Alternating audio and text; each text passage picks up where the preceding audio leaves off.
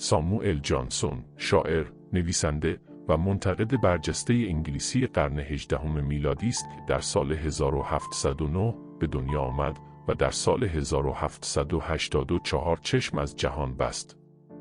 او یک ادیب و یک پژوهشگر بزرگ در زبان و ادبیات انگلیسی است. او آثار ارزنده‌ای در حوزه ادبیات انگلیسی بر جای گذاشته است که مهمترین آن صرف وقت برای نوشتن فرهنگنامه‌ای است که در آن وی قصد بر پاکسازی زبان بیگانه از زبان انگلیسی داشت. در واقع مهمترین عمل و پژوهش ادبی او در زندگی ادبی خود نیز تدوین همین فرهنگنامه است. از مهمترین آثار او میتوان به فرهنگ زبان انگلیسی، زندگی شاعران و راسلاس اشاره کرد.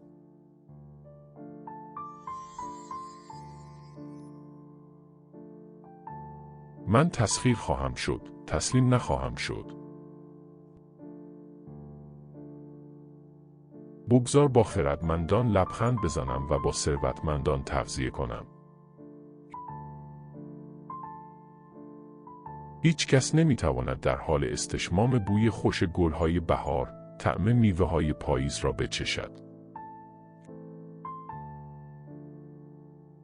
کسی که همه را ستایش می‌کند، هیچ کس را ستایش نمی‌کند. ثروتمند زندگی کردن بهتر از ثروتمند مردن است. حفظ راز خود عاقلانه است، اما انتظار داشتن از دیگران برای حفظ آن احمقانه است. عملها قابل مشاهده هستند، اگرچه انگیزه ها مخفی هستند.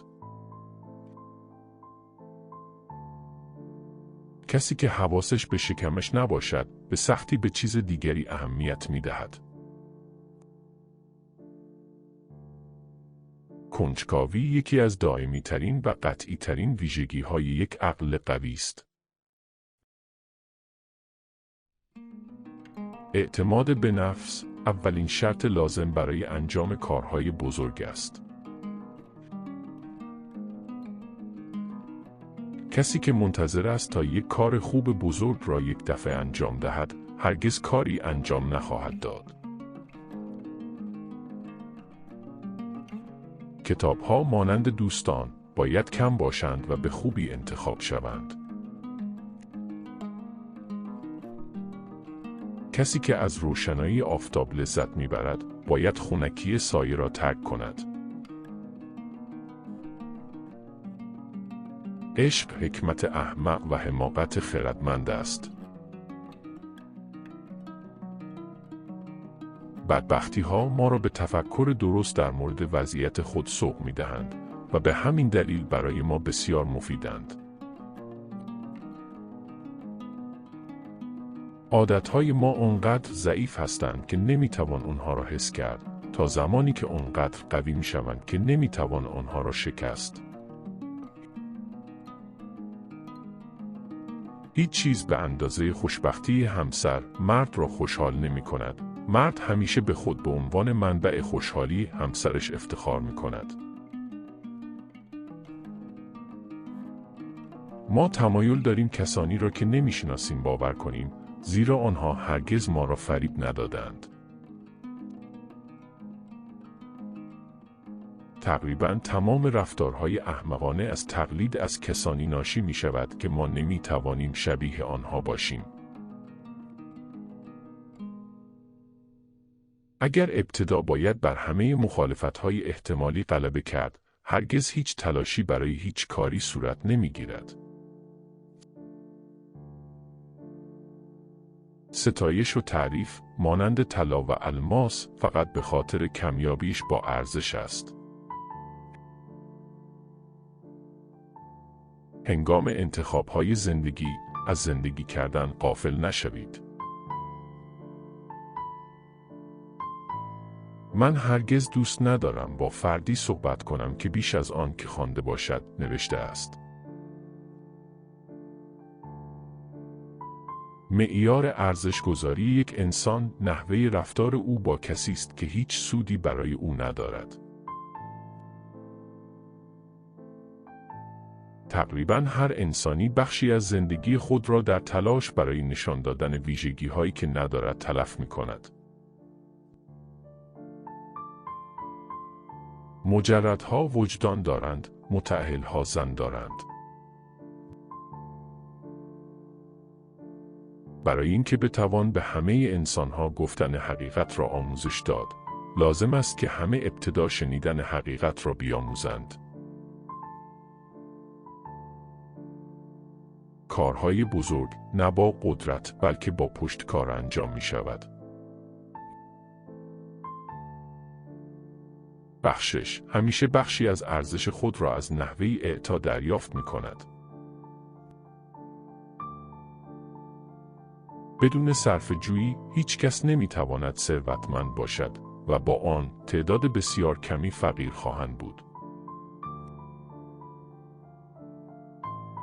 در واقع هیچ چیزی وجود ندارد که آنقدر عقل را از هوشیاری اغوا کند به اندازه‌ای فکر گذراندن زندگی با یک زن دوست داشتنی.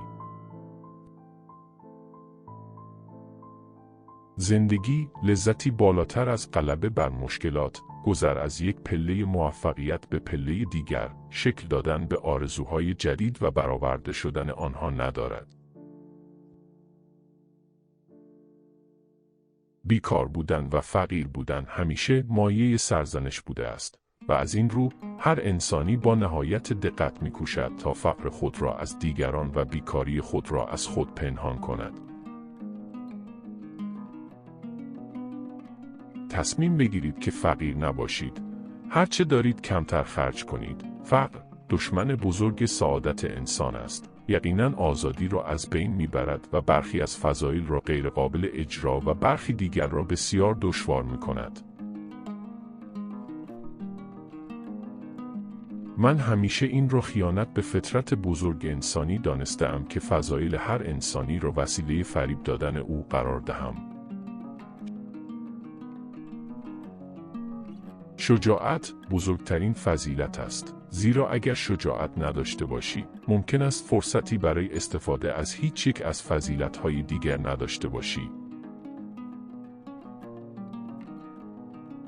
انسان عاقل در بخشیدن دیگران عجله می‌کند، زیرا ارزش واقعی زمان را می‌داند و تحمل نمی‌کند که زمان خود را با درد نبخشیدن دیگران بگذراند.